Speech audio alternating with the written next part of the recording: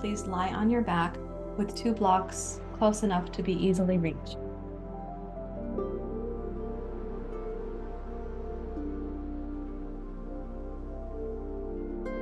Place your feet flat on the floor and somewhere near to your hips, so not too far away. They don't have to be right up against your sitting bones. There's a lot of yoga myths out there about these poses. You know, like you should be able to reach your heels is one of the myths. It depends on the length of your arms and the length of your torso and the flexibility of your quads and so on. So just bring your heels close enough that when you pick up your hips, your shins are going to be more or less vertical, not out here where they won't be so vertical. Okay, we're going to take both blocks on the flat side and we're going to make a little triangle like this. So pick up your hips and put the triangle so the bottom point of the triangle points towards the tailbone. And so you can check it there where your shins are vertical. You know where you are. Your hips should be level. And you're also able to pick up the knees and the blocks won't slide out. Right, so you've got this. All right, great. So let's keep the upper back and shoulders and arms relaxed. And as you inhale, raise your knees up to vertical. Exhale, toe touch down. Keeping the body stable, inhale, raise the knees up. Exhale, toe touch down. Inhale, up. Exhale, knees to chest. Inhale, knees up. Exhale, toe touch down. Inhale, knees up. Keep the body stable, so we're looking for that cohesion. Exhale, knees to the chest. Inhale, float the knees up. Exhale, toe touch down. So we want to make use of the strength of rajas, the strength of a person whose determination might become like overly determined. Exhale, knees to chest. This is also addressing the dorsal vagal system. So this pose, this particular practice, lying on the back, is much more open and vulnerable. So a person in a dorsal vagal mode may not be ready for this, but it could be something they move towards.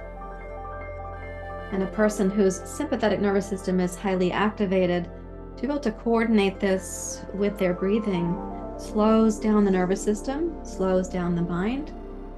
It's also accessing what yoga calls apanavayu. It's returning samanavayu to its purpose in the stomach. When you exhale, releasing thoughts, for example. When you inhale, bringing in peace and tranquility. Exhale, touch the feet down, and now you've already checked that your shins can be vertical. Inhale, raise your hips up to bridge pose. Tuck the shoulders under. We're going to put the 2 blocks aside. You could choose to clasp the hands. You could choose to hold a yoga strap.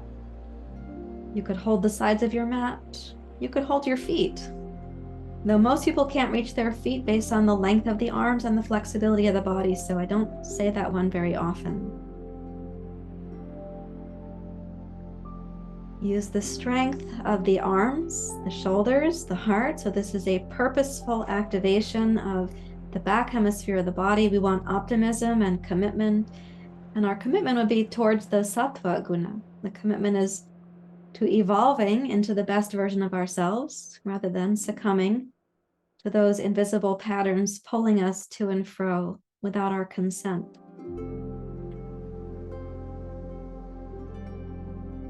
As you next exhale, go ahead and lower your hips down onto your hands or onto your forearms. Turn your palms flat to the floor. Squeeze the shoulders underneath. Raise the heart up. Let's straighten one leg at a time. And then inhale and come into fish pose, Matsyendrasana. Lift your heart, open the throat. If you have the neck flexibility for it, your head comes to the floor behind you. If you don't have that flexibility, please use a blanket But most importantly, lift the heart, roll the shoulders back, open your collarbones and your throat. And then exhale, slide on the back of your head. Release your hands and arms. Okay, let's put the palms going face up. We're coming to Savasana. So we'll do Savasana as a part of the practice to now integrate the ventral vagal nervous system. So the whole of the nervous system coming into its best evolutionary option, which is ventral vagal parasympathetic nervous system. And this is because we are going to feel more connected and interconnected. So palms up, you can close the eyes.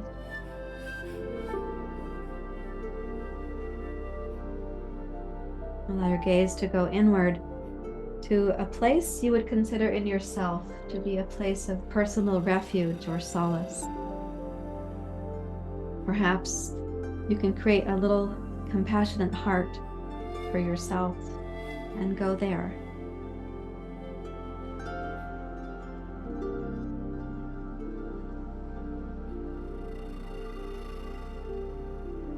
Invite your mind to rest in that place of solace so that your mind is not interfering with your body's ability to integrate the practice that we just had.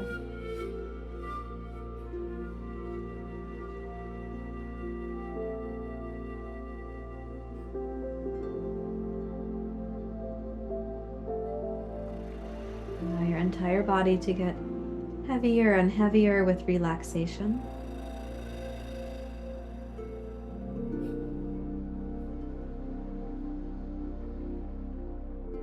Welcome the breath to care for you all on its own, without you impeding or intruding.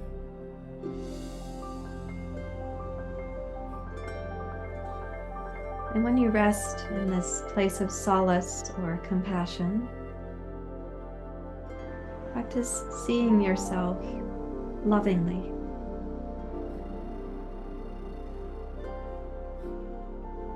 To see yourself making these efforts in the human journey, aware of its complexity, the challenges, and yet here you are showing up moment to moment and day to day.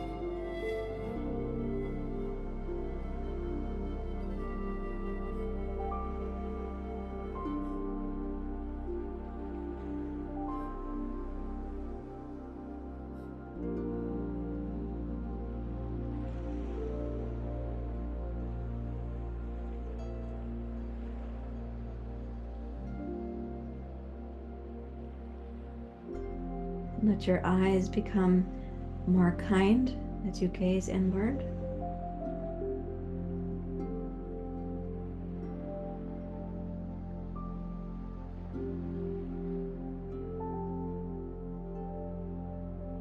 Resting in your inner place of compassionate solace. Allow your body to become more and more deeply relaxed.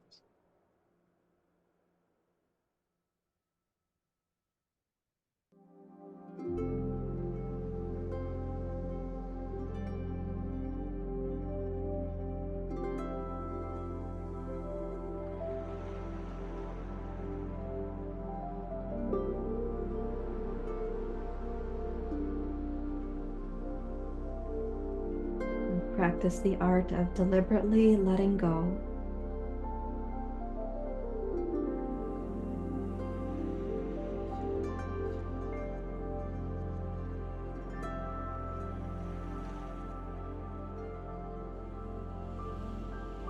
This is the beauty of surrender.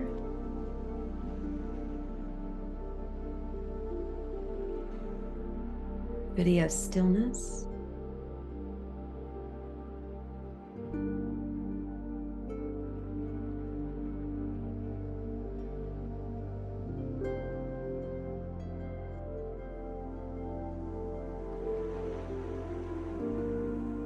Allow the relaxation to go more and more deeply again, penetrating the muscles, the organs, the space between the organs, the nerve pathways, circulation pathways, into the subtle body and also into your mind.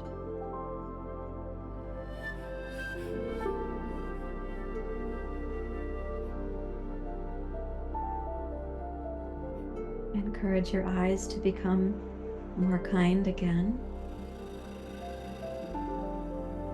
Rest in your inner place of solace and compassion.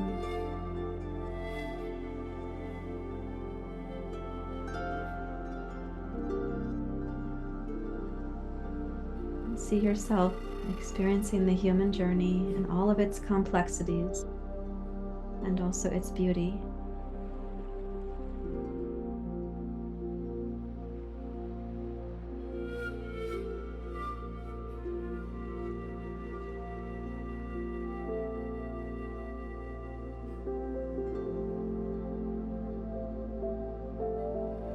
And begin to turn your head side to side. And do that.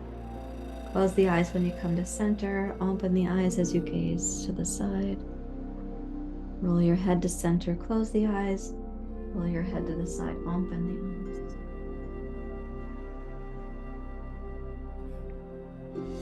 And then keeping the eyes open as you roll your head side to side. Trace the walls, the ceiling, the space around you, so you're aware of where you are. Return to center.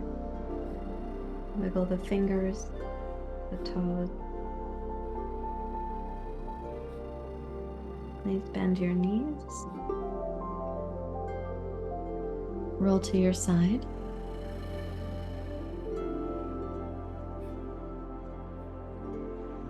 Come up to sit.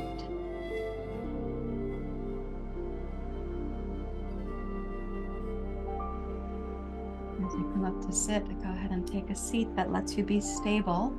That's the benefit of the Tamasguna. We are stable. Also a seat that has enough energy to be upright, the benefit of the Rajasguna. And yet also enough mental quiet for the mind to be lucid or clear. That is the Sattva Guna.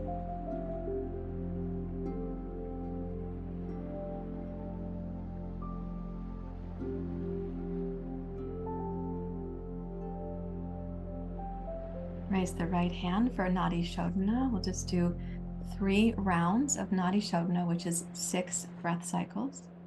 It's inhale left, exhale right, inhale right, exhale left. The in breath is cooling, the out breath is releasing the heat. Right, so when you breathe in, the air is cooler. When you breathe out, the air is warmer. So on the exhale, you're releasing heat from the body. That's helpful in terms of sympathetic nervous system. On the inhale, you're bringing in the coolness of the air.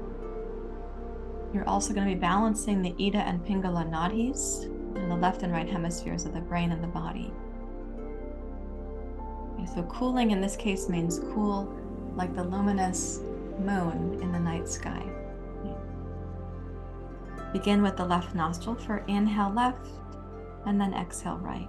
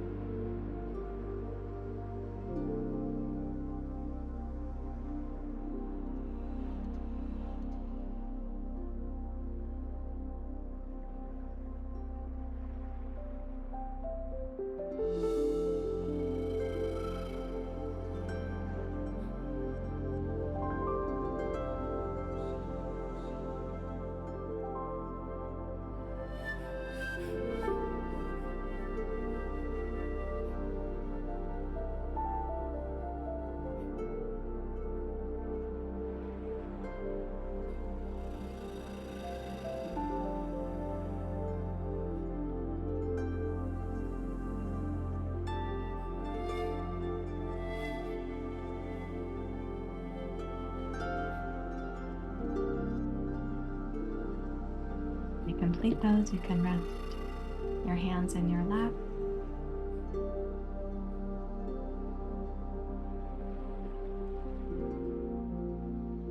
A breath practice will naturally bring some light to the neocortex.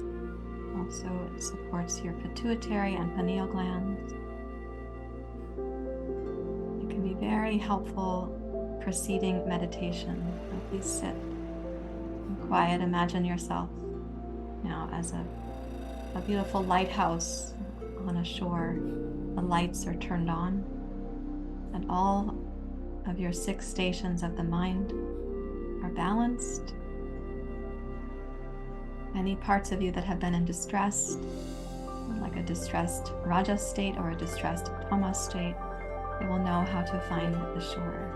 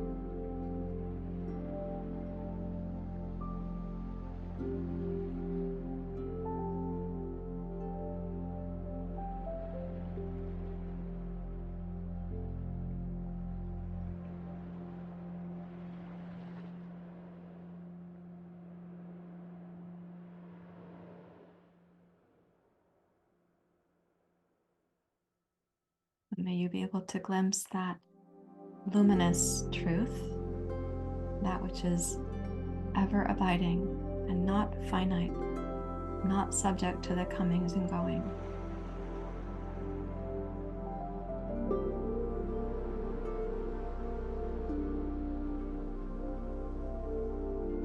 Raise your hands to your heart, please.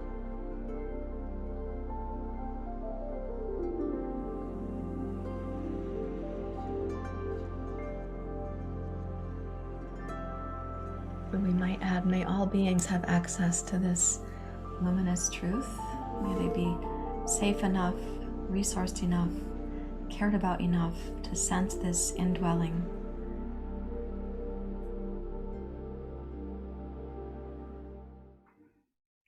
Om Asatoma Satgamaya Tamasoma Jyotirgamaya Mrityorma Amritam Gamaya. Om Shanti Shanti Shanti. Hari Om. Shri Guru Pyo Namaha. Hari Om.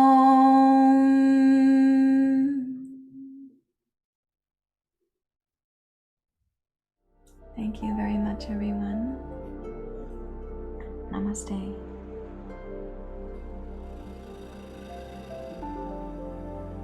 Thank you very much for sharing your practice with me and with the community.